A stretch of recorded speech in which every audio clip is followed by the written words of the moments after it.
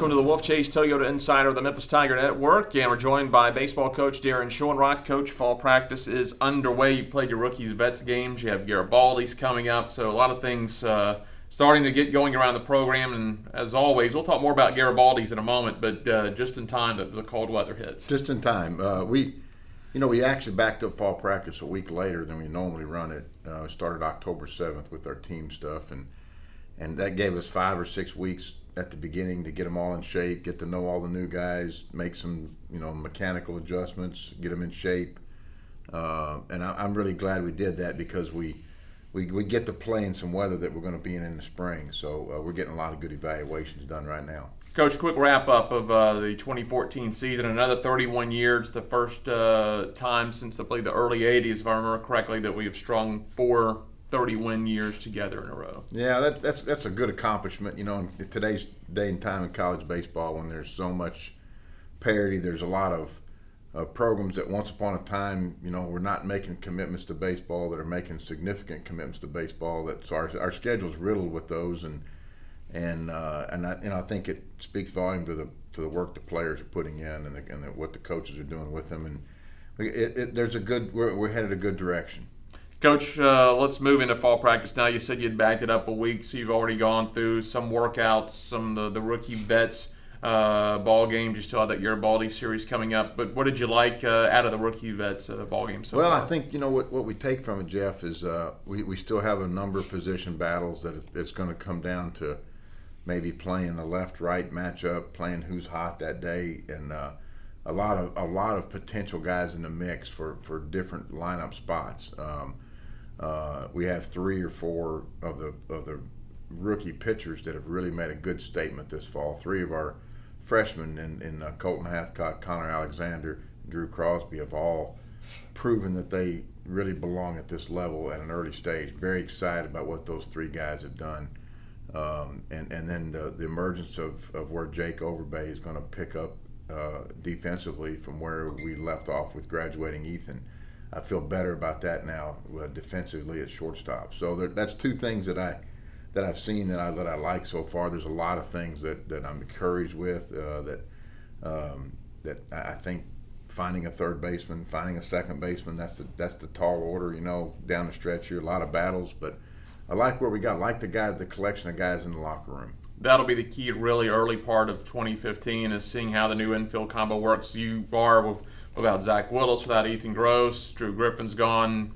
Everything except first base is going to be brand new, just working that chemistry. So that'll be a big key to the early part of 2015. It will, and Tucker's really swung the bat well this fall, and it seems like he's recovered from that hamate bone injury that he had late in the year, and we had that thing surgically repaired or removed actually, and doesn't show any signs of that affecting him offensively.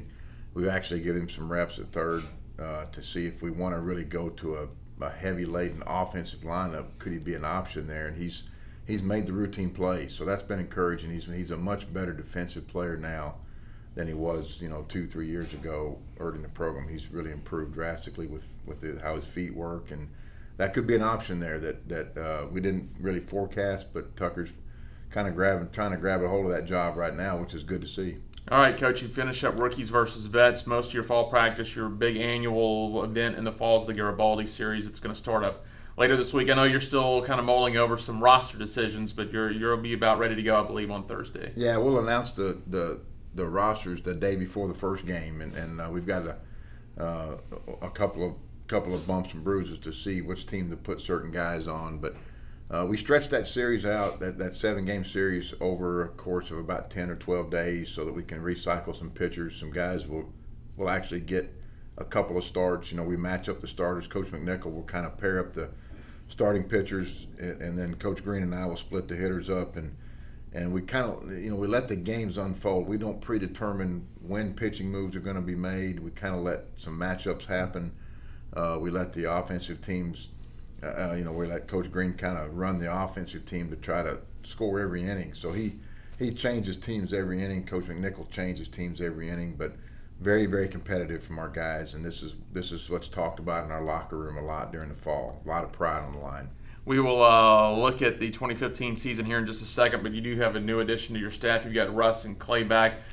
Lee Parks joins the staff. Zach Clark moves on to Arkansas Pine Bluff. Always good to see your assistants get those first really big full-time jobs, and I know you're happy to bring Lee on board. Yeah, I'm happy for Zach. I think that's 5 guys now or 6 that have moved on to really good Division I jobs, full-time coaching jobs that have come through that chair. So happy for him. Lee Parks was a player when Coach McNichol and I coached at Mississippi State together, and got to see Lee as a player. And then has been in the coaching industry, for 5 or 6 years. Actually joined back up with Russ at St. Leo before Russ came to Memphis, and so got his feet wet as a recruiter. He's done it all. He's recruited. He's worked on the field. He's worked with hitters. He's worked with infielders and catchers, and he's done a phenomenal job with our infield now. And our guys have really gotten comfortable with Coach Parks and have learned his coaching style now, and they're excited with what he's doing with these kids. Coach, let's look at 2015, the schedule, the big matchups. You're home and home with Ole Miss. You got the Arkansas series back on play at Little Rock and AutoZone Park. You'll be facing Mississippi State again this year. You'll start it out over in Tulsa against Oral Roberts, and then you'll go into the American Conference. Yeah, another very challenging schedule. We're opening up on the road with first 2 weekend series on the road for the first time in a long time. And the way RPI points are awarded now, it's beneficial to go on the road. You have to go on the road now so that you can build some of those 1.3s that you get for a road win. And Tulsa will be very challenging. That's obviously the game that we're gearing for is matching up with the great Oral Roberts team. They're a perennial regional opponent. The weather in Tulsa, Oklahoma at that time will be similar to Memphis possibly. So challenging weekend on the road to start with. The matchup with Arkansas comes around once every 2 or 3 years. There's some things that we do with the schedule that we do not do every year. We do it in cycles, and this is the cycle. Coach Van Hoort and I got back together and decided to do it this year, and then they'll rotate off next year.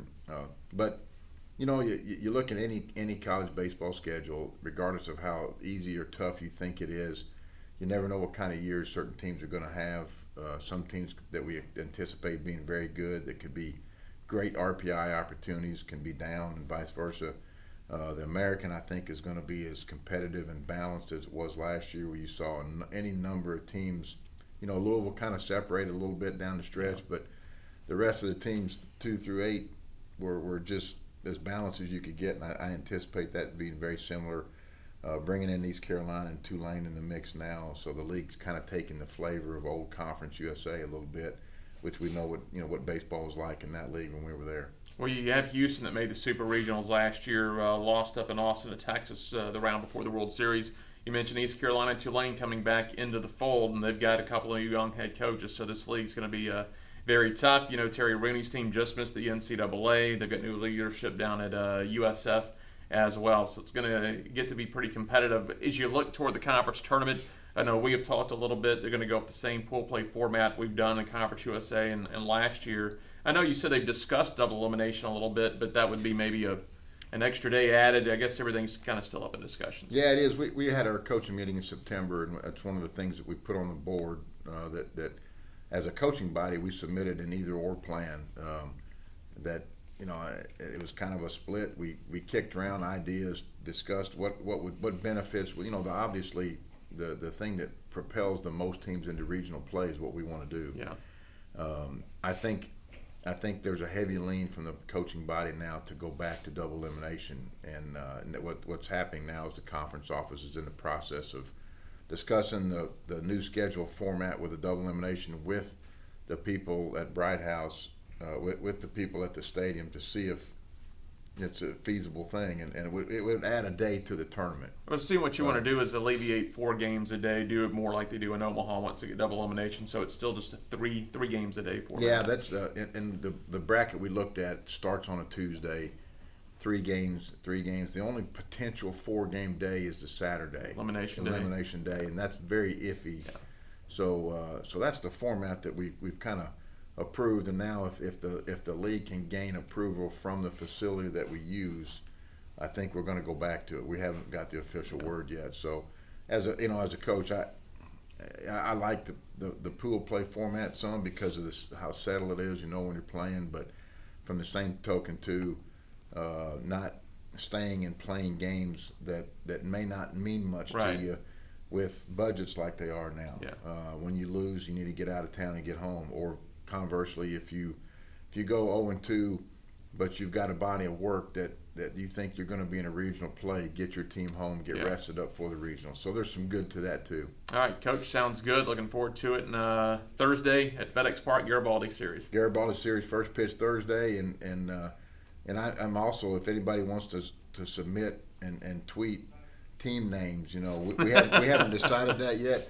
We've gone with Mario and Luigi's. We've gone with deep dish and thin crust and pepperoni and sausage. So we're looking for the combo of team names. I'll let you tweet Mark Tater and submit your answers. All right, you can send that into Coach Rock's Twitter or the Memphis Tiger Baseball Twitter. For more information on the Garibaldi Series, the complete schedule, you can go to GoTigersGo.com. I'm Jeff Brightwell for head coach Daron Schoenrock on the Wolfchase Toyota Insider on the Memphis Tiger Network.